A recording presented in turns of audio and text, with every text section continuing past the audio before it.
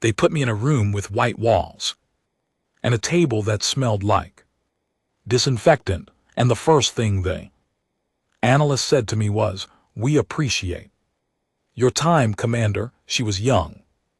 Her mandibles were still smooth. She had never seen a battlefield in her life, and I could tell by the way she held her stylus delicately, like it might break, that she thought this was going to be a routine conversation, a debrief, a formality, something she could file away.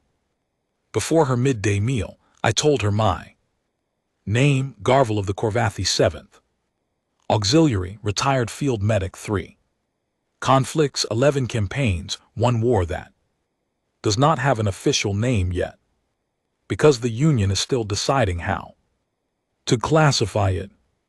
I told her I had given this testimony before, 6 times in 4 different cities on 3 different worlds. I told her that every time the person sitting across from me had the same expression she was wearing right now. She asked me what expression that was. I told her it was the expression of someone who has already decided what they are going to believe before the first word is spoken. She smiled a little. She was polite. She said she was keeping an open mind. They always say that. And then I began to speak, and I watched her open mind slowly run into a wall it had not expected, and I watched her try to climb it, and I watched her fail, and I thought, yes, this is exactly how it always goes. This is the part where I lose them, not because I am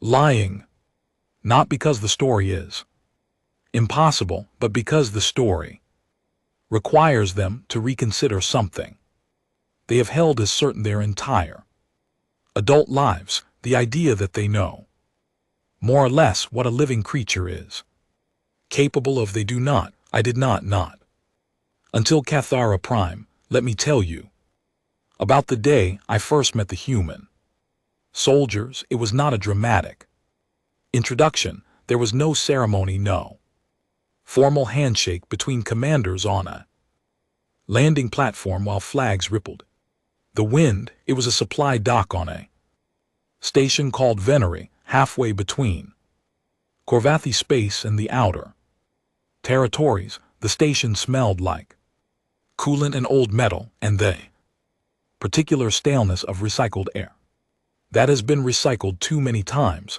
I had been awake for 19 hours. My field kit was packed, my orders were filed, and I was sitting on a crate eating something that had been described to me as a nutrient supplement but tasted like compacted regret. The humans arrived on a transport vessel called the Harrow. There were 41 of them. I know the exact number because I had read the manifest 3 times on the journey over, not out of enthusiasm, but out of anxiety. I was going to be there. Assigned field medic. The Corvathi Auxiliary had been paired with Earth's 14th Rapid Response Unit as part of what the Union diplomats were calling an Integrated Joint Operations Initiative, which was a phrase that meant we are doing this for political reasons, and the military people who objected were overruled. Most of my colleagues had not tried to hide their opinions about the assignment. Humans were considered a novelty at best and a liability at worst. They were short-lived by coalition standards, which meant they were either reckless or in a constant state of existential anxiety. They were soft-bodied, which meant they required more medical attention per unit than almost any other species in the field. And they were, by all accounts, emotionally unstable, prone to what Corvathi biologists had clinically labeled attachment syndrome, which was a sterile way of saying that humans formed bonds with each other so intense and so quickly that those bonds became a tactical variable. A human who watched a Colleague Fall did not simply continue. The mission, this was considered a problem, it was considered inefficiency. I had read all of this in the briefing. Documents, I had nodded at the relevant passages, I had believed them because they were documented and sourced and written by people with credentials longer than my arm. Then the humans walked off the Harrow and onto the dock, and everything I had read became, all at once, both accurate and completely inadequate.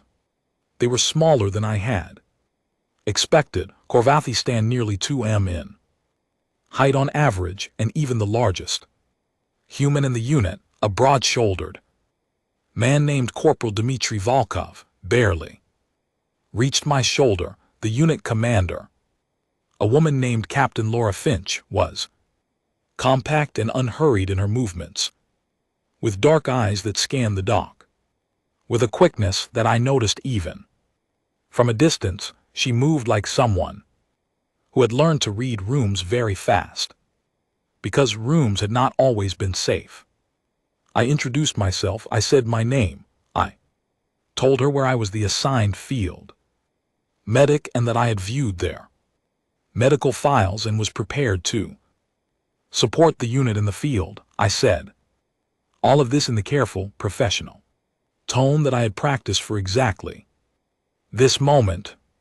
I was trying to be welcoming. I was trying to demonstrate that whatever prejudices existed in the wider auxiliary, I did not share them.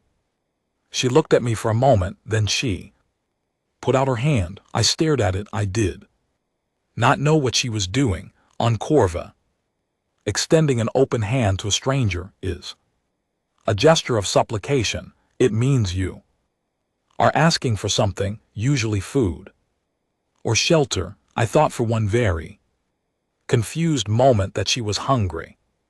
Then the human standing beside her, a lean, quiet young man named Corporal Owen Price, caught my expression and said very gently, "It's a handshake. You take her hand and grip it briefly. It's a greeting." I took her hand. I gripped it briefly. She smiled. It was a small smile, not performative, not meant to impress.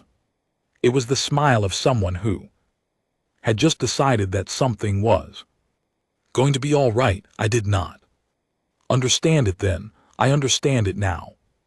That smile was not polite. It was assessment. In the 2 seconds that our hands connected, Laura Finch had already decided something about me, and whatever she had decided, she had filed it away and moved on, because she had 41 soldiers to settle onto a station and a mission briefing in 4 hours, and she was not a person who spent more time on any task than the task required. I would learn over the weeks that followed that this was one of the things about humans that no briefing document had adequately prepared me for, not their pain tolerance, not their speed, not the way they kept moving when everything in the biological record said they should stop. Those things were all real, and I will tell you about every one of them in the hours ahead. But the first thing, the thing that hit me on that dock, on a station that smelled like recycled air and old metal, watching 41 small, soft-bodied creatures unload their gear with calm efficiency, was their attention, the way they looked at the world, every one of them, from Captain Finch at the front to the youngest private at the back, was watching, not passively, actively cataloging, measuring. Each one of them was building a picture of the environment they had just entered, and doing it quietly, without comment, as if this was simply what you did when you stepped into a new place. I had served alongside Velhari, whose sensory processing is superior to ours in almost every measurable way.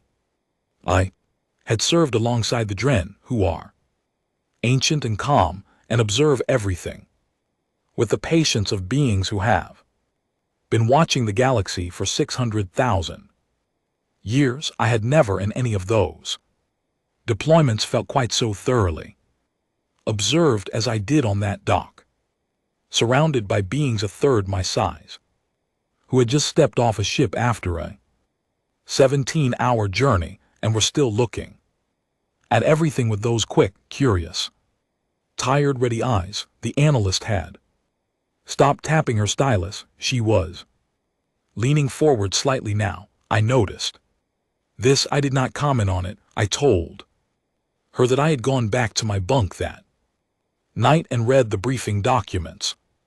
Again, the ones about human psychology, the ones about attachment and instability, and the tactical complications of emotional bonds.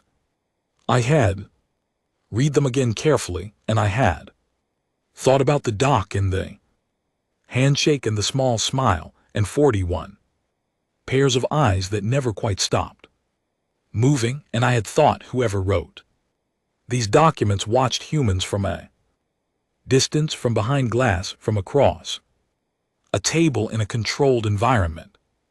They had never stood beside one in a place where things were about to go wrong. I had a feeling, not a professional assessment, just a feeling that the distance mattered, that there was something about humans that did not reveal itself until the circumstances became serious, until the margin disappeared, until the only thing left was the thing you were actually made of.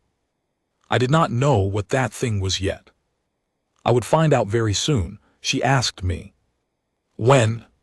She asked what happened on Keter, a prime. I told her to be patient. I told her that to understand what I saw on that planet, she needed to understand what I expected to see. She needed to understand the baseline, what bodies do under pressure, what minds do when the world becomes suddenly and violently dangerous, what every species I had ever treated in the field did in the moment between safety and chaos. She needed to understand what fear does. She needed to understand that what I watched those humans do with their fear was something I had no category for, something that no document I had ever read had named correctly. I told her that the word brave was not adequate. I had been searching for a better word for 11 years. I had not found one yet. She was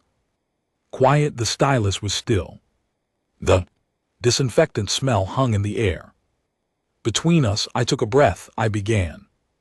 The mission briefing for Keter A Prime was straightforward. In military terms, straightforward means the objective is clear, the timeline is defined, and the risk assessment has been reviewed and approved by people who will not be there. The 14th Rapid Response and the Corvathi 7th Auxiliary were tasked with a clearing operation inside an abandoned deep rock mining facility on the planet's southern continent. Enemy occupation of the facility had been reported by 2 separate intelligence sources. The facility had 3 levels, 14 access corridors, and a central processing chamber roughly the size of a transport hangar. Our job was to move through the structure, confirm or deny the intelligence report, neutralize any hostile presence, and secure the facility for Union engineering teams who needed the equipment inside. Simple. I want to be very clear about the word simple. I use it not with sarcasm, but with the precision of someone who has survived enough operations to know that simple is a description of the plan, never of the reality. The plan was simple. What happened inside that facility was not. But before I tell you about what happened inside that facility, I have to tell you about the walk to the entrance, because it was during that walk 40 minutes through a rust-colored landscape under a sky the color of old copper, that I began to understand something about the humans around me that the briefing documents had touched on but never explained properly. They talked. I know that seems like a strange thing to say. Every species with language talks, but there is a difference between communication and what the humans were doing during that walk. The Korvathi soldiers moved in formation, conserving energy, monitoring sensors, reviewing their assigned sectors in silence. This is standard, this is professional, this is what training produces. The elimination of unnecessary output so that the brain can focus on what matters. The humans talked about their families, they talked about food. Corporal Owen Price, who was walking 3 steps behind me on my left, spent 11 minutes describing in considerable detail a meal his grandmother used to make on cold evenings. I learned that it involved something called a slow cooker and potatoes and a cut of meat from an animal called a cow, and that the smell of it cooking had made the whole house feel warm in a way that was difficult to explain to someone who had not experienced it. I did not understand why he was telling me this. I did not ask. I was listening because it was happening next to me, and I am by nature a person who listens when people speak. But I was also quietly noting it in the part of my mind that was already building a picture of these creatures, and what I noted was this: they were not distracted. That is the thing I want to be precise about. They were not chatting because they were inattentive. Every one of them was still scanning, still moving with the careful, ready posture of soldiers who know that the situation can change. The talking and the alertness existed at the same time in the same body without conflict. On Corva we have a name for what soldiers do before a difficult operation. We call it preparation. Silent, it is a state of mental focus, a gathering of resources, a deliberate reduction of external noise so that the mind can be fully present for what is coming. I had practiced it for 30 years. I believed in it. The humans apparently had a different method. They gathered themselves by connecting to the people around them, by speaking aloud the things that mattered to them, by making the other soldiers in their unit real, present, and known before the moment when they might need to risk something for each other. I did not realize this was what they were doing until much later. At the time, I simply listened to Owen Price describe his grandmother's kitchen, and I thought, this is very strange. And then I thought, but they are all doing it, every single one of them, quietly, in small conversations, in pairs and threes, as they walked across a red landscape toward a place where something was very likely going to try to end them. Captain Finch walked at the front of the column. She was not talking, she was listening. Occasionally she would say something brief to the soldier nearest her, a question, a confirmation, something logistical, and then return to her silence. But her silence was different from Korvathi preparation silence. It was not a withdrawal, it was an orientation. She was facing forward, but she was receiving everything happening behind her, and I had the distinct impression that she knew, without looking, exactly what every one of her 41 soldiers was doing at any given moment. We reached the facility entrance without incident. The facility entrance was a set of reinforced doors, partially collapsed, cut into the side of a low ridge. The doors had been forced open at some point recently, based on the oxidation patterns around the metal. Beyond them was darkness and the smell of disturbed rock and old machinery. Captain Finch signaled a halt. She moved to the front and looked at the entrance for about 4 seconds. 4 seconds is not a long time. It is long enough if you're paying attention to take in a considerable amount of information. Then she turned to her unit and said quietly, "Stack up, we go in. 2 columns. Price, you are on my left. Volkov rear guard. Garvel, you stay central. If anyone needs you, you will hear it." Nobody argued. Nobody asked questions. They moved into position with the efficiency of people who had practiced this particular kind of movement so many times it had stopped requiring thought. I moved to the central position, adjusted my kit, and noted that my hands were steady. I had been in enough pre-entry moments to manage the physical symptoms of tension. By then, my cardiovascular response was controlled, my vision was clear, my mind was in the correct place, and then I noticed that the humans were breathing. I know that sounds absurd. Everyone breathes, but there was something deliberate in the way they were doing it. Slow, quiet, measured, a breath that was neither forced nor suppressed.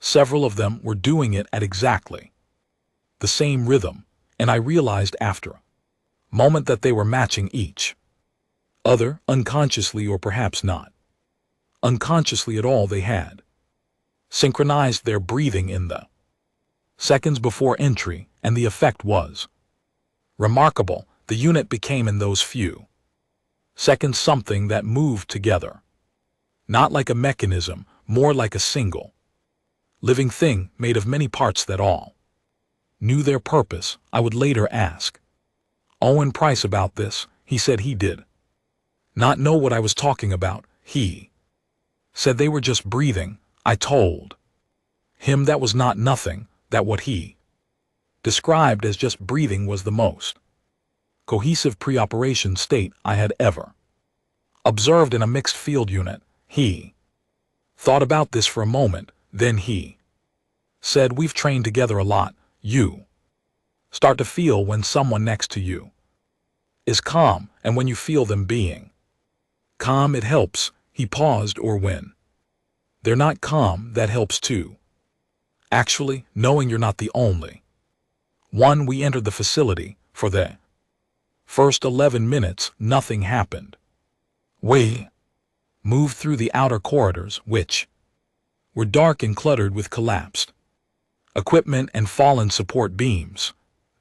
Facility had been operational at some point in the last decade. The machinery was not ancient. The walls were stained with what appeared to be coolant discharge. The floor was covered in a fine gray dust that had been disturbed in several places. Recent foot traffic. Captain Finch noted the disturbed dust.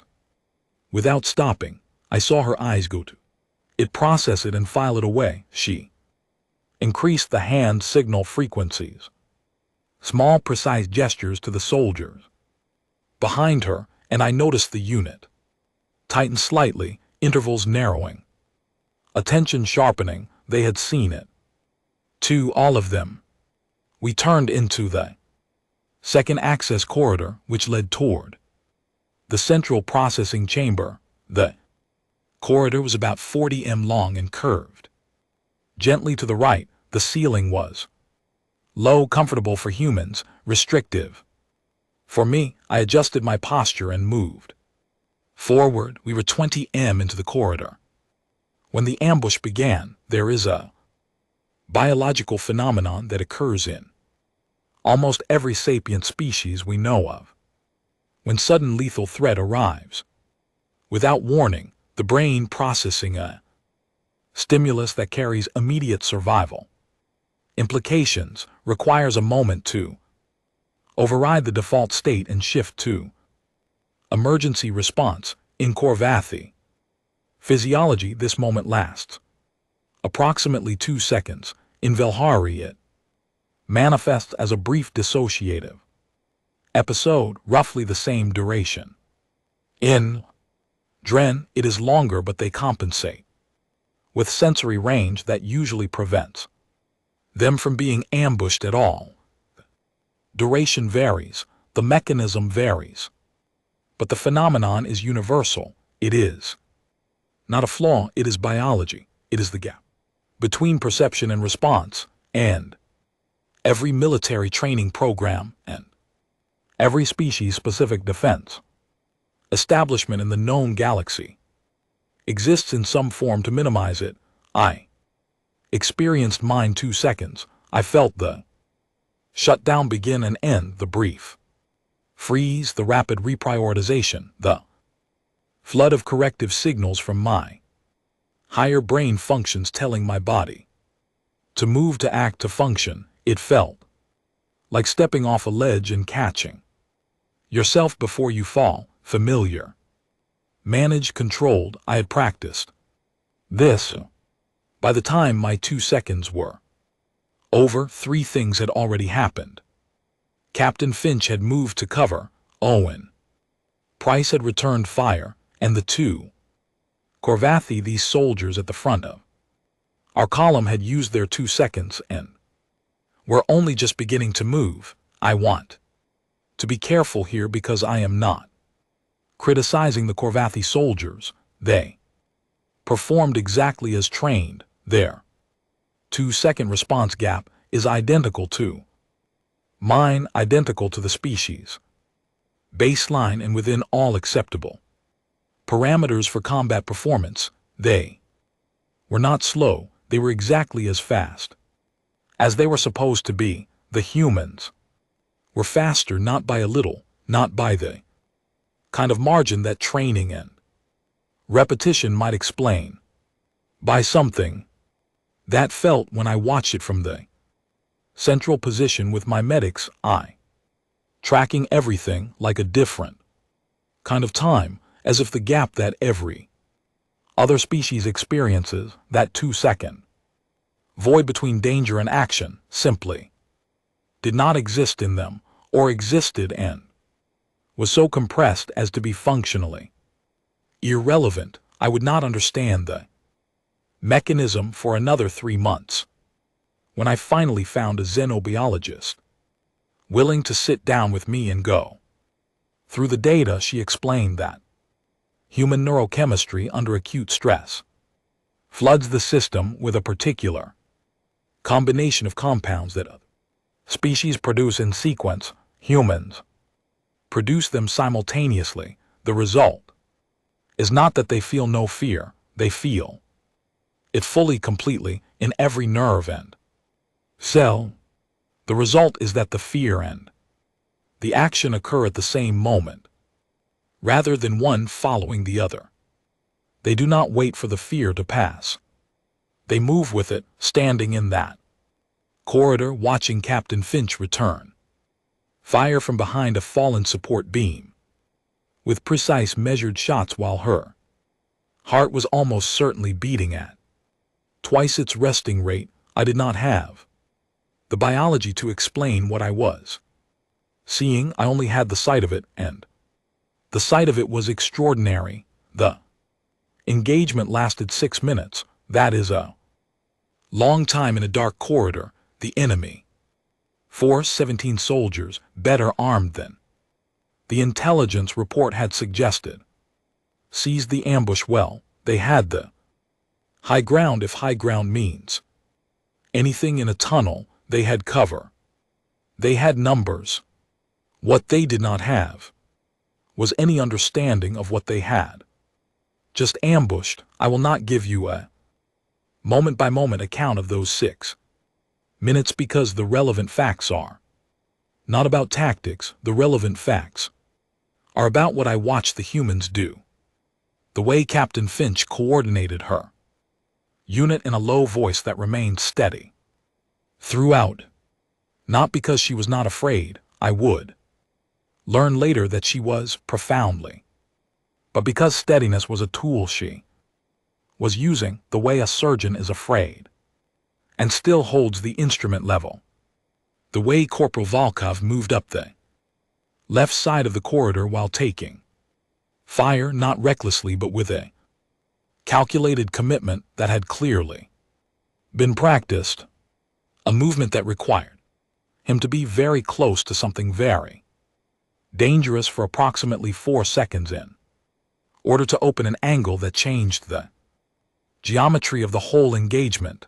The way Owen Price at one point stopped firing, turned to look at me and said, in a completely ordinary voice, "You all right back there?" I was fine. I had not been targeted, but he had, in the middle of active contact, taken a fraction of a second to check on the medic, who was his responsibility as much as he was mine, and then returned to what he was doing. I did not know what to do with that. I filed it. The engagement ended. The enemy force retreated and then collapsed. The facility was ours. In the 3 minutes that followed, I moved through the corridor doing rapid assessments. 2 Korvathi soldiers with minor injuries, 1 Velhari member of our support team with a head wound that looked worse than it was, 4 humans with various degrees of impact trauma. Nothing life-threatening, nothing that required immediate intervention. Volkov had a burn along his left forearm from a close-range discharge. He looked at it with the expression of a person who has just noticed a stain on their uniform. Captain Finch found me while I was treating the burn. She looked at the injury, then at me, and said, "Are my people all right?" I told her yes. She closed her eyes for exactly 1 second, opened them, nodded, moved on. I finished the treatment. I stood up. I looked down the corridor at the fallen equipment, the disturbed dust, the low ceiling, the aftermath of 6 minutes of controlled violence, and I thought about my 2 seconds, my brief freeze, my managed recovery, my professional return to function. Then I thought about how far Finch had already moved by the time my 2 seconds were done, what she had done with those 2 seconds I had spent standing still. I sat with that thought for a long time that evening. I had spent my entire career believing that the highest form of combat readiness was the elimination of the pause, the narrowing of the gap between perception and response. I had practiced it, studied it, taught it to junior medics who came up after me. I had believed that the goal was to make the gap as small as possible. That night, eating my evening supplement in a facility that smelled like old rock and discharged energy cells, I began to wonder for the first time if some species had simply not started with a gap at all. I opened my personal log and wrote 3 words: "They do not pause." Then I sat back and thought about what that meant for everything I believed about what a body was capable of in the worst moment. Thought about the 6 minutes in the corridor, thought about the grandmother's kitchen and the slow cooker and the potatoes and the synchronized breathing before we went in, and the voice saying, "You all right back there?" in the middle of everything. I thought I had been told that the human problem is their emotional nature, that they bond too fast and too hard, and that those bonds become complications. And I thought every single thing I watched those humans do today came from exactly that. From the fact that they knew each other. From the fact that they had sat in a corridor for 11 minutes and talked about grandmothers and meals and home. And so, when the world went violent and fast and dark, they were not 41 individuals trying to survive in the same space. They were something else, something I did not have a word for yet. I would find the word eventually, but that is later. For now, I closed my log.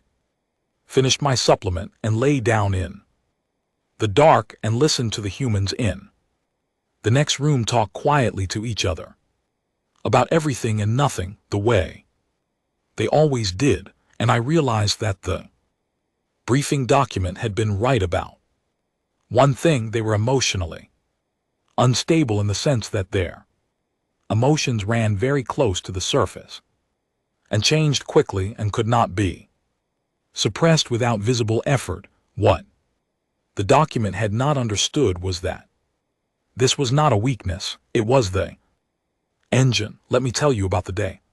Had to completely revise everything I understood about pain. I was trained to understand pain as a signal. This is universal across every medical tradition and every species I have studied. Pain is the body speaking.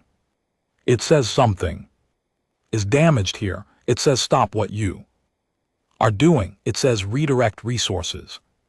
Protect this area, reduce further harm. Pain is not a malfunction. Pain is a message, and a good medic's job is to hear the message, address its cause, and, where necessary, quiet the messenger so the patient can function. Every species I had treated in the field responded to significant injury in a predictable sequence. There was the initial shock response, a brief window where the neurological flood of emergency chemistry masked the signal. This was followed by the pain itself arriving fully, which produced in most species measurable reduction in operational capacity, cognitive function under acute pain. In Corvathy soldiers drops by approximately 30%. In Velhari it is higher.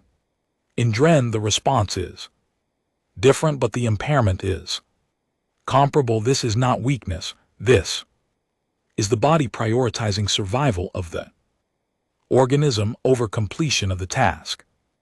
And any military surgeon worth their credentials accepts this as baseline and works around it. I had never questioned this model. It was built on decades of documented data, hundreds of thousands of field records, the accumulated medical knowledge of species that had been fighting wars far longer than humans had been looking at the stars. Then I watched Corporal Dmitry Volkov.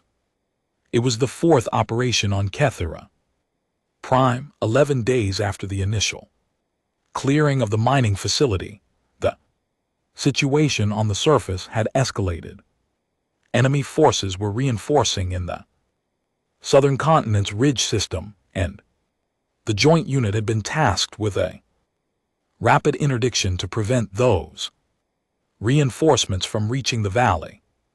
Below, we were moving fast under difficult 3 km of broken rock and loose shale at an elevation that required supplement breathing support for the Corvathy soldiers. Volkov was moving on the right flank parallel to my position by about 20 m when a high-velocity discharge struck him in the left side of his torso. I saw it happen. As a medic, you develop a trained eye for injury. You stop seeing people and start seeing bodies, not from coldness but from necessity, because the clinical view is what lets you be useful. I saw the impact. I assessed it in the fraction of a second available to me before everything else became urgent. By every parameter I had been taught to read, Volkov had sustained damage to his left side significant enough to produce immediate physiological crisis. The force of the impact alone should have dropped him. The neurological response to that level of tissue trauma should have within 30 to 40 seconds produced incapacitation. I started moving toward him. He did not go down. He staggered one step to the right, a single lateral movement that looked almost like a stumble, the kind of motion that a person might make when they step unexpectedly off a curb, and then he Caught himself and I want to be precise about this because it is important. He assessed the situation not instinctively, not on automatic, not as a reflex. He looked to his left, he looked to his right. He identified the soldier nearest him, a young private named Calvin Webb, who had stumbled in the rough terrain and was partially exposed. Volkov moved 2 steps to his left and put himself between Webb and the direction of the incoming fire. Then he said loudly enough for me to hear, "Where is it coming from?" He was asking about the shooter. He wanted to know the direction of the incoming fire. I reached him approximately 8 seconds after the impact. Those 8 seconds by everything my training had prepared me for should not have been possible. I pressed my scanner to his side and read the results, and then I pressed it again because I thought the first reading was wrong. It was not wrong. The wound was serious. It was the kind of wound that, in my experience with Corvathi soldiers, produced immediate incapacitation and required emergency extraction within minutes. Volkov was standing. He was applying a hemostatic patch to his own side with one hand. He was doing this while scanning the ridgeline with his other eye and providing positional information over his comm to Captain Finch, who was directing the response from a position 40 meters away. I said to him, because I was a medic and this was my job, "You need to go down. You need to let me work on this properly." He looked at me. His face was pale. I had learned by then to read human power as a physiological indicator, and what I was reading was significant blood pressure change, significant stress response, a body working very hard to maintain its own function. His eyes were bright, not with pain exactly, though pain was clearly present with something else, something I did not have a clinical term for at the time. He said, "In a minute," and then he turned back to the ridgeline. I cannot describe to you precisely what it felt like to stand there with my scanner in my hand, watching a creature continue to function, continue to contribute, continue to protect the person next to him, while the readings on my screen told me he should be doing none of those things. I'm a person of science. I trust data. I have spent my professional life making decisions based on what instruments tell me. The instrument was telling me one thing, Volkov was doing another. Both were true simultaneously. I did the only thing that made sense. Under the circumstances, I worked on him. While he stood, it was not textbook field medicine. It was adaptive field medicine, which is what you practice when the textbook has not yet caught up to the situation in front of you. I packed the wound from the outside, managed what I could manage without requiring him to stop doing what he was doing, and I watched his vitals on the scanner with the focus of someone who knows they will need to make a very fast decision at a very specific moment. That moment did not come when I expected it. He lasted another 4 minutes at full function. 4 minutes. In those 4 minutes, the engagement resolved. The incoming fire stopped. Captain Finch called the all clear. Only then, only once the all clear had been called, only once he had confirmed with his own eyes that the situation was controlled, did Volkov begin to shake. It happened very quickly. I was watching, and even I almost missed the exact transition.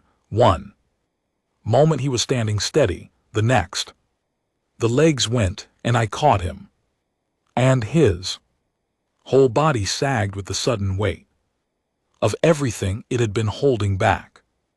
And I got him down and got my kit open and started doing what I should have been able to do 4 minutes ago. He was conscious the entire time. His eyes stayed open. He watched me work with the calm, patient attention of a person who has decided to trust the individual treating him and is therefore giving that person the cooperation they need. At one point he said, "How bad?" and I told him the honest answer, which was that it was serious but manageable, and that if he stopped talking and let me concentrate, his outcome would be considerably better. He stopped talking. I worked. The chemistry of his own body was assisting me in ways I had not seen before. The clotting response was faster than the species literature had prepared me for. The stabilization of core pressure was happening at a rate that my Corvathy textbooks would have called anomalous. His body was not simply enduring the damage, it was actively, aggressively repairing itself in real time, throwing everything it had at the problem with the same wholehearted commitment that he himself had shown on the ridgeline 4 minutes before. Owen Price arrived beside me at some point and crouched down next to Volkov. He put a hand on Volkov's shoulder and said nothing. Volkov looked at him. Something passed between them that I did not have the language for. A brief transaction of meaning that required no words, that existed entirely in the look and the hand on the shoulder, and that was, by any measure I could apply, as significant as any medical intervention I was performing. Volkov made it. He was extracted and treated and returned to active duty 11 days later. I am told that upon his return, the first thing he did was find Calvin Webb and ask if the younger soldier had eaten. I did not witness that, but I believe it. I sat alone that evening, and I wrote in my log. For a long time, I wrote about pain, physiology. I wrote about the difference between impairment and incapacitation. I wrote about what I had seen Volkov's body doing during those 4 minutes, and the ways in which it contradicted the existing literature. I wrote about the hand on the shoulder and the wordless exchange, and I tried with the precision that my training demanded to describe what function that had served, what medical or psychological mechanism had been engaged by that simple silent contact. I could not find the word. Any Corvathy medical framework, I found it eventually in a human one. The concept is called grounding. It means, here is a person who knows you are real. Here is a person who is with you. The body under extreme stress can lose its grip on the present moment, not through any failure, but through the sheer force of everything it is managing, and a human hand placed on a human shoulder by someone who is known and trusted pulls the system back, reminds the organism of its own coordinates in space and time. I tested this observation over the following weeks, watching not intrusively but with the attentiveness that is simply how I move through the world. I watched humans ground each other constantly, in small ways, in passing a hand on an arm, a word said at the right moment, a check-in that looked casual but was actually a precision instrument. They were without any explicit training in it, without any formal doctrine, performing continuous reciprocal medic intervention on each other, keeping each other functional in ways that no single medic could replicate. I thought about my role. I thought about what it meant that I had spent my career being the person who kept soldiers operational, and that I was now serving alongside beings who were doing it for each other all the time, continuously, in the margins of every conversation and every quiet moment, without ever calling it Medicine, Captain Finch found me during that evening's rest period. I was sitting outside the shelter module, looking at the cavern sky, which was a deep and unfamiliar color in the hours before the larger moon rose. She sat down beside me without asking. She did not speak immediately. This I had learned was her way. She did not fill silence with noise. She inhabited it, which is a different thing. After a while she said, "He's going to be all right, you know, Volkov." I said I knew that. I had done the assessments. She said, "You look like you needed to hear someone else say it." I had not realized that, but she was right. I asked her because I had been thinking about it for hours, how she explained it, how she accounted for what her soldiers could do under conditions that should, by every biological index I had studied, have produced different outcomes. She was quiet for a moment. Then she said, "I don't really think about it that way. I think about who they are, and people are harder to stop than they look." She paused, "especially when they have a reason." I asked what she meant by a reason. She looked at the sky. "Volkov has a daughter," she said. 6 years old. He's got a picture of her in his left breast pocket. He's had it in that pocket on every deployment for 4 years. She paused again. "I don't know if that's what kept him standing today. I don't know if it's that simple, but I know it wasn't nothing." I wrote that in my log that night, not as a clinical observation, as something else, something that I was still trying to name. I had spent decades studying the mechanics of what kept bodies functioning under damage, the chemistry, the structure, the trained responses.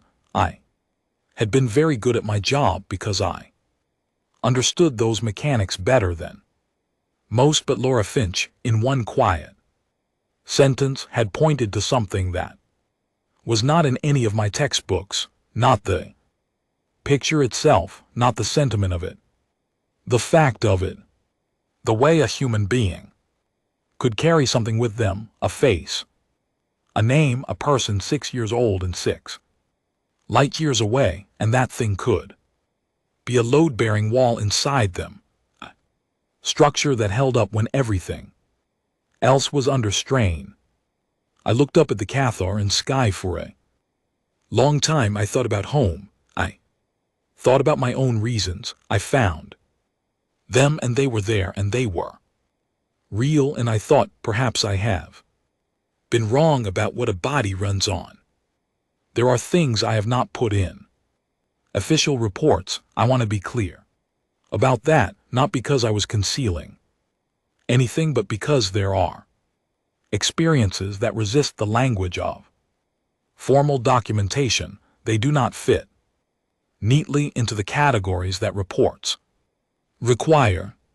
And when something does not fit a category, the temptation is to force it, to compress it into the nearest available box, to file it somewhere and move on. I have not done that with what happened on day 19.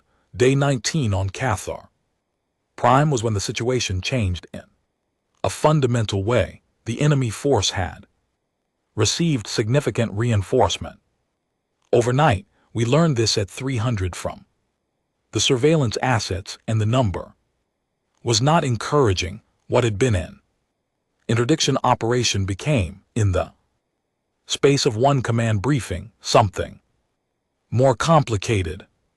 The joint unit was repositioned, objectives were revised, and a secondary element, 9 soldiers, 4 human and 5 Korvathi, was detached to hold a communications relay station in the eastern section of the facility complex, while the main body completed the primary objective. Corporal Webb was in that secondary element, so was a human soldier named Private Lucy Hargrove, who had joined the unit 8 months before and was, by Every measure I had observed, extremely good at her job. She was quiet, she was fast, and she had a habit of reading the terrain ahead with an accuracy that had, on 2 previous operations, saved time that would otherwise have been lost to poor route selection. At approximately 1100 hours, communication from the relay station became intermittent. At 11:15 it stopped entirely. This is a tactical problem with a tactical solution. The command assessment was that the secondary element had likely been compromised by the advancing enemy reinforcement, that the station was overrun or soon would be, and that the correct response was to complete the primary objective, which was within reach, and then extract everyone by the designated route, accepting that the secondary element would need to move to the backup rally point and work their way out. It was the right call. I say this not to be diplomatic. I say it because I have reviewed the tactical data many times since, and the logic is sound. The primary objective was critical. The force committed to it could not be split. The secondary element was trained for exactly this scenario.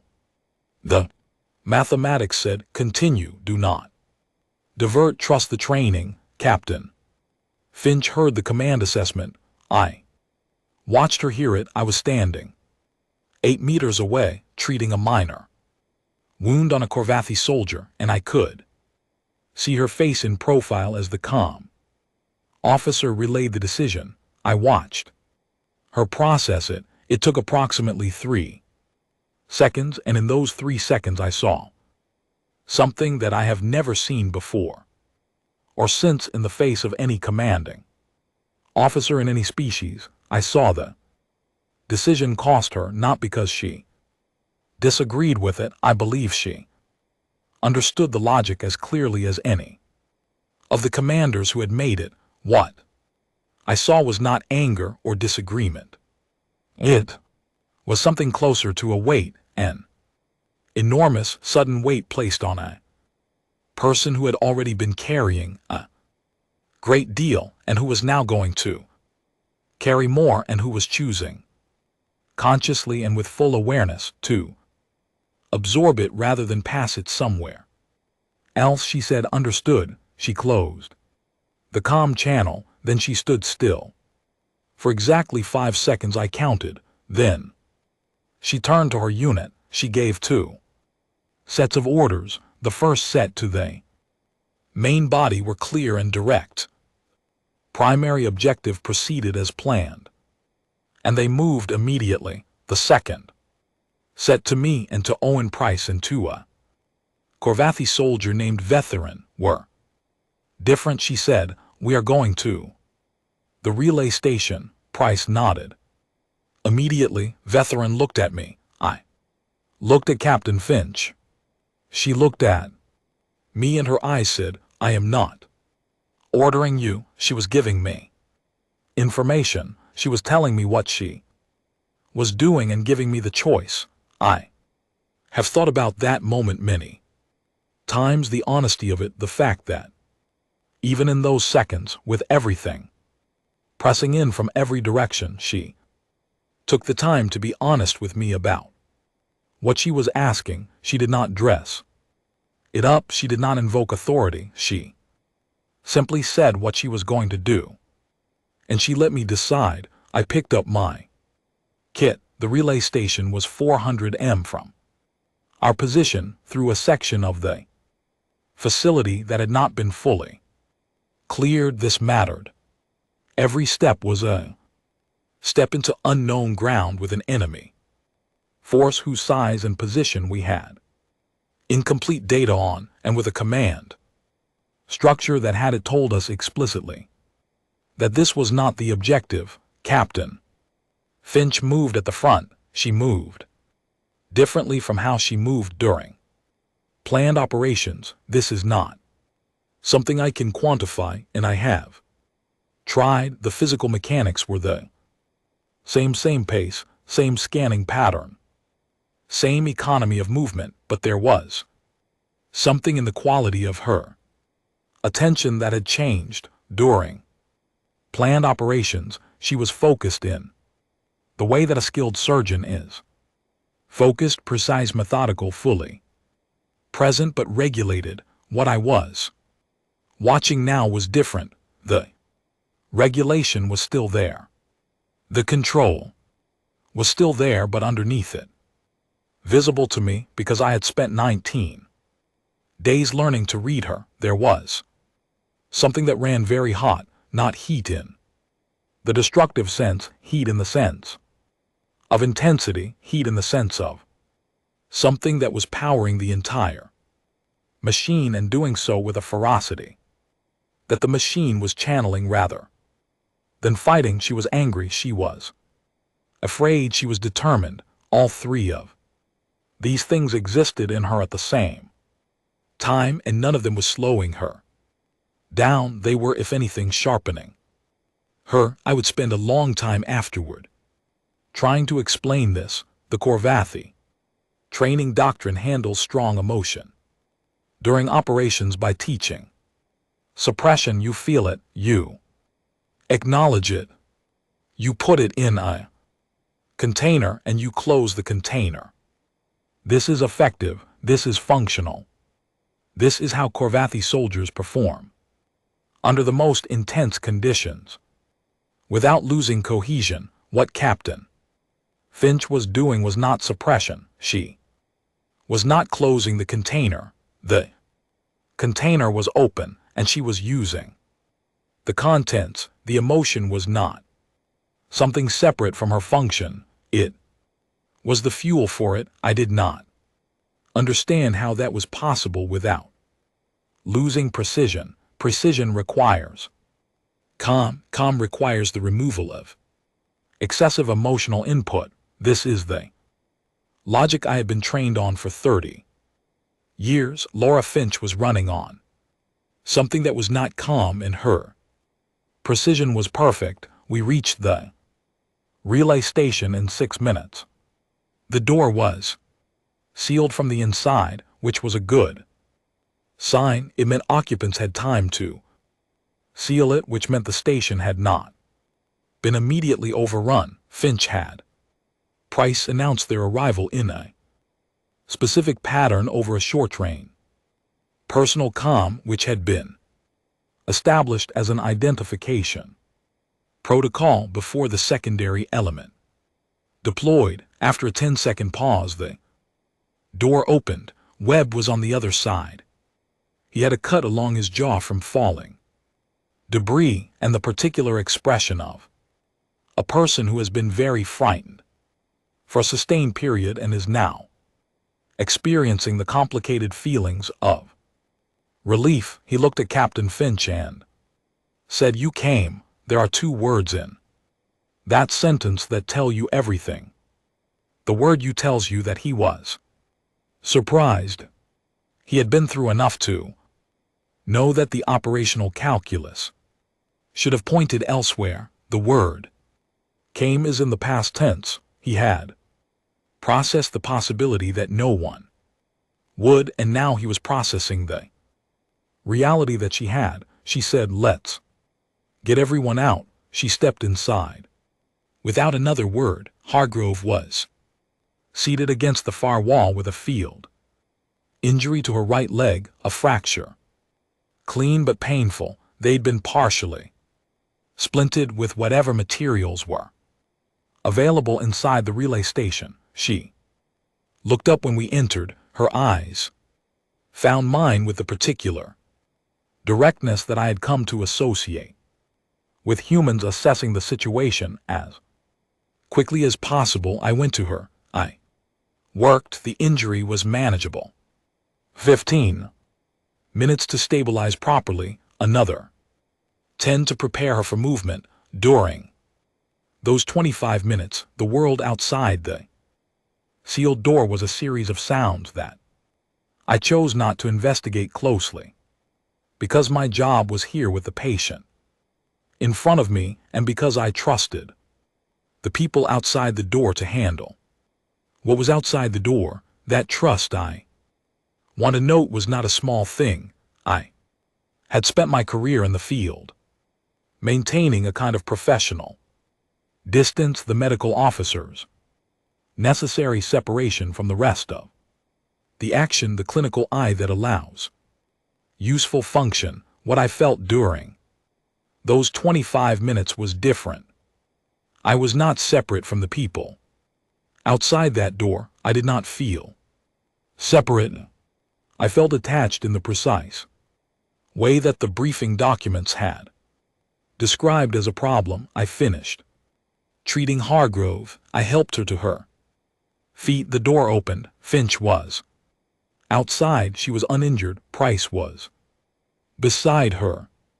Vet Aaron had a mark along one shoulder that would need attention, but was not urgent. The corridor beyond them was clear. We moved out. The extraction took 40 minutes. Hargrove moved on her own. She refused to be carried, which I objected to professionally, and which she ignored with the pleasant firmness that I had come to recognize as the human alternative to outright refusal.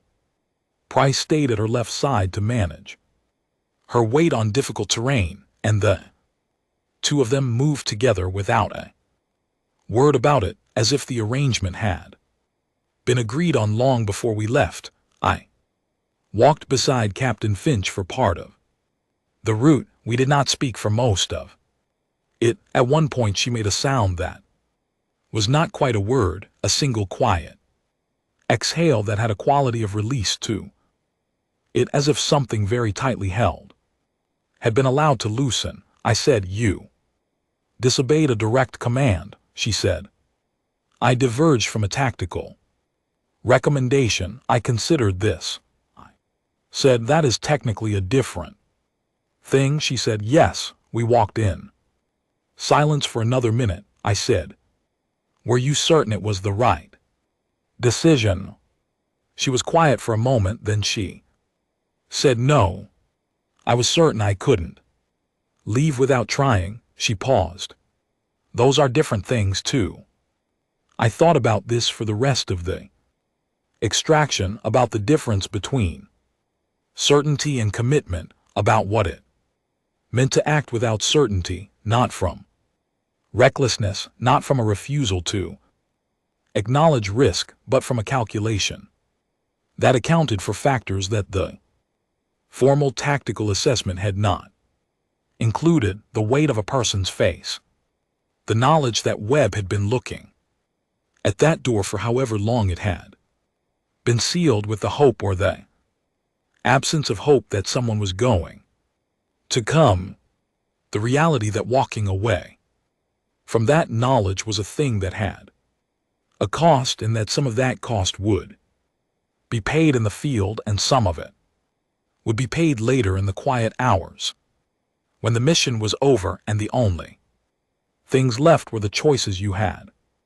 made. Finch done the accounting. She had counted everything, and she had come to the relay station. That evening I found her alone at the edge of the shelter perimeter. She was sitting on a low piece of rubble, looking at nothing in particular. I sat down beside her.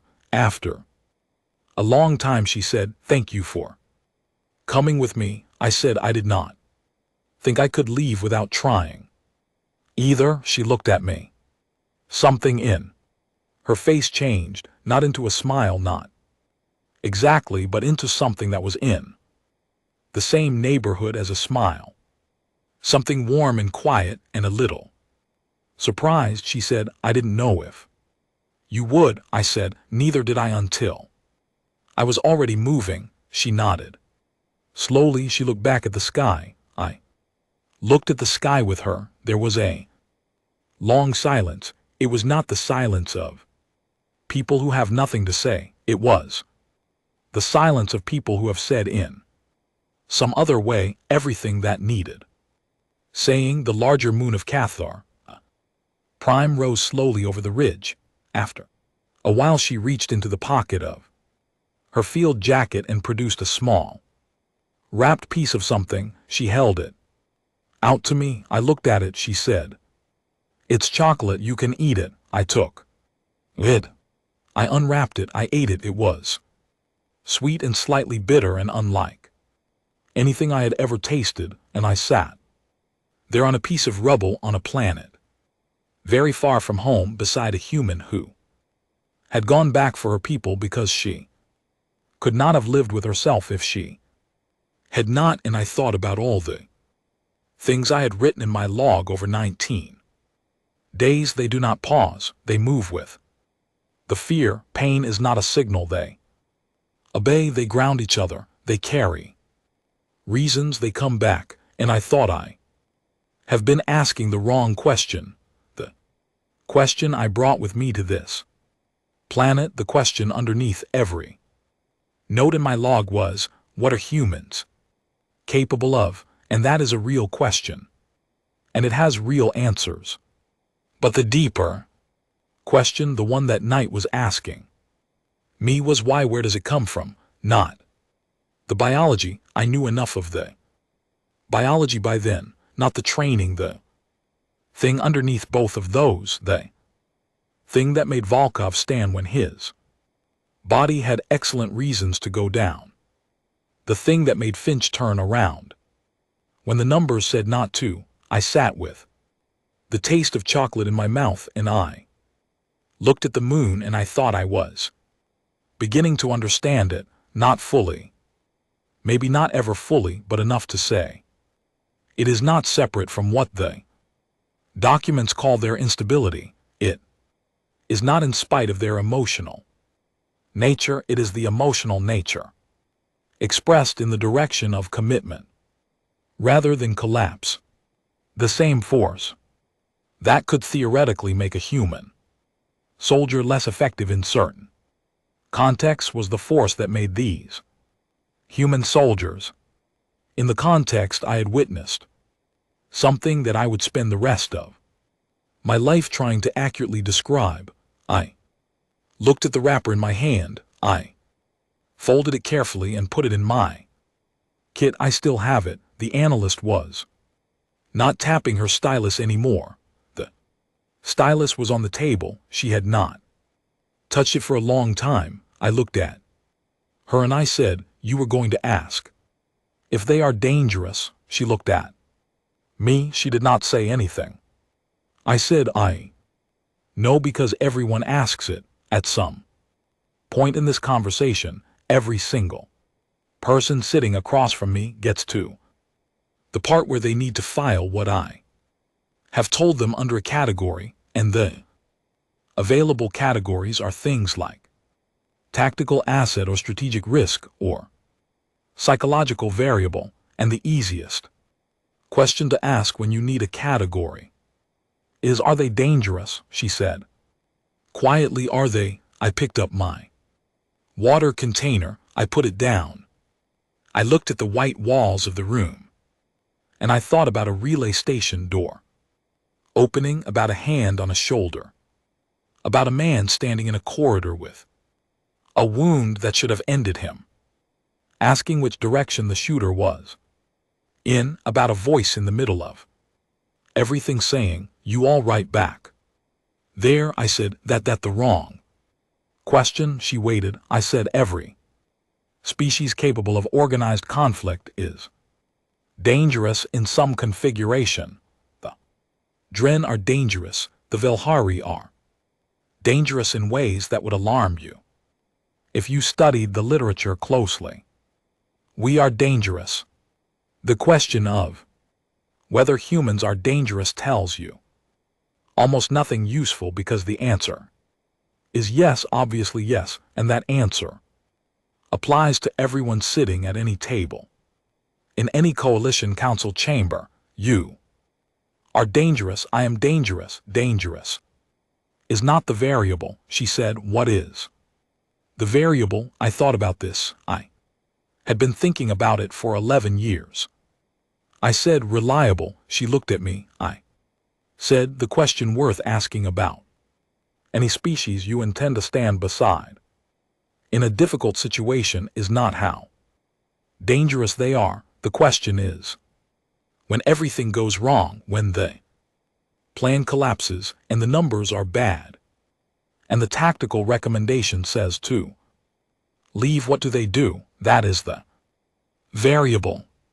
That is what you cannot see in a briefing document or a capability assessment or a xenobiology report. You can only see it in the field, she said. And humans, I looked at her for a moment. I said, I have told you what I saw in the field. I have told you about a corridor and a ridgeline and a relay station door. I have told you what Laura Finch did when the command said not to, and what Dmitry Volkov did when his body said to stop, and what Owen Price did in the middle of a firefight to check on a medic who had never once asked him to. I paused. I said, if you need me to reduce that to a single answer for your report, then yes, they are reliable. They are so reliable that the word barely contains it. They are reliable in ways that will surprise you and humble you, and if you ever have the opportunity to stand beside them in the kind of situation I have described, change you permanently. She was quiet. Inside the room, somewhere in the facility, I could hear the distant sound of ventilation systems and the ordinary sounds of a station going about its business. I picked up my water container again and drank. I set it down. I said, when I returned to Corvith after the Cathera Prime deployment, my colleagues held a formal debriefing very much like this one. They asked many of the same questions. At the end, one of them, a senior officer, well-respected someone I had studied under, said to me, you speak of them as if they are something exceptional. They are simply another species. We should study them calmly and assess them accurately and assign them appropriate roles. I paused. I said, I told him that studying them calmly was very reasonable advice. I told him that assessing them accurately was exactly what I had spent 4 weeks attempting to do, and I told him that the accurate assessment arrived at through careful and clinical observation over 19 operational days was that they were exceptional, not in spite of the evidence, because of it. The analyst asked, what did he say? I said, he said I had been in the field too long and developed attachment, which is a Corvathi way of saying that I had been changed by the experience in ways that he considered unprofessional. I looked at the table and said, he was correct that I had been changed. He was incorrect that this was unprofessional. A medic who spends weeks observing a new species under the most demanding conditions possible and comes back with different understanding than they left with has done their job. That is what the field is for, not to confirm what you already believe, but to expand it. She was very still. I could see in the careful way she was watching me that she was trying to decide something, whether to trust the testimony, whether to let it change what she had walked in believing, whether to step back from the glass and acknowledge that the distance might have cost her something. I understood the difficulty. I had been the person behind the glass once, looking at briefing documents, nodding at the footnotes about attachment and instability and soft-bodied limitations, very confident that I understood what I was going to encounter. I said, you will serve alongside them eventually, if not on a battlefield, then in a council chamber or a joint operation or a shared deployment in some context you cannot predict yet. When that happens, I want you to remember one thing, she said. What? I said, notice when they talk before the difficult thing, during they walk in the staging area, when they tell each other about grandmothers and meals and the small details of home. Most observers dismiss this as anxiety management. It is not. It is how they build the architecture that holds them up when the difficult thing arrives. They are not distracted, they are constructing something, and what they construct is harder and more resilient than anything I have ever seen assembled. From silence, she wrote something, first thing she had written in a while. I did not ask what it was. I said, put them on the flank. When things are uncertain, give them a clear objective and the authority to pursue it. Trust them with the people on either side of them, and afterward, if the opportunity presents itself, find a small way to mark the occasion. Something that tastes like something. They appreciate that more than any formal commendation. She looked up. Something in her face had shifted. Something around the eyes. I stood. I gathered my coat from the back of the chair. I picked up the small bag I had brought with me that contained, among other things, a folded wrapper from a piece of chocolate that had been eaten on a piece of rubble on a planet very far from this one, on a night when a moon rose over a ridge and the sky was an unfamiliar color, and I sat beside a human being who had just done the impossible and was already looking ahead to the next thing. I said, I am Garvel of the Corvidae 7th Auxiliary. I have stood beside humans in the worst that this galaxy can produce. I am still standing. I walked to the door. I stopped. I said without turning around. They came back for each other every time, in every configuration, under every kind of pressure. They came back. I opened the door. I said, make sure you deserve it when they come back for you. I walked out. The door closed behind me, down the corridor, past the sterile offices and the humming equipment and the ordinary sounds of a facility that had never seen a battlefield. I walked toward the exit and the outside and the unremarkable afternoon of a day on a station that smelled like recycled air and old metal. I thought about Lucy Hargrove refusing to be carried on a fractured leg.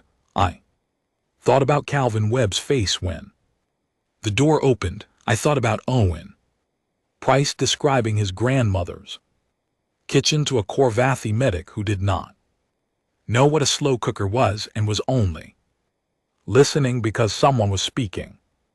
And he was by nature a person who listened. I thought about Laura Finch 11 years ago, holding out her hand on a dock. I had not known what the gesture meant. I know now. It means here I am. I am choosing to be present with you. I am choosing to make this real. I stepped outside into the afternoon. The sky on this station was artificial, projected on a curved panel above the habitat dome, programmed to cycle through something approximating a standard day. The blue was too uniform, the light was too even, but it was there, and it was blue, and something about the sight of it settled a small weight that I had not noticed I was carrying. I have given this testimony many times. I will give it many more. The details do not change. The conclusion does not change. Humans in combat are not what the documents say. They are not a liability or a novelty or a useful auxiliary. They are not a curiosity to be studied behind glass or a variable to be managed in a spreadsheet. They are, in my experience and in my honest professional assessment, after 11 years of reflection, the most improbably tenacious, the most thoroughly bonded, the most relentlessly committed life forms that this galaxy has yet produced, not because they are invulnerable, not because they do not hurt, but because of what they do with the hurt, what they do with the fear, what they do when the only correct answer, according to every piece of data available, is to stop. They do not stop. I have never found a better for what they are, but I have stopped looking. Some things do not need a word. Some things simply need a witness. I have been that witness. I consider it the greatest privilege of my professional life and the most important thing I have ever been changed by. And if you give me a room with white walls and a table and someone sitting across from me with a stylus in their hand and a face that has already decided what it believes, I will tell the story again.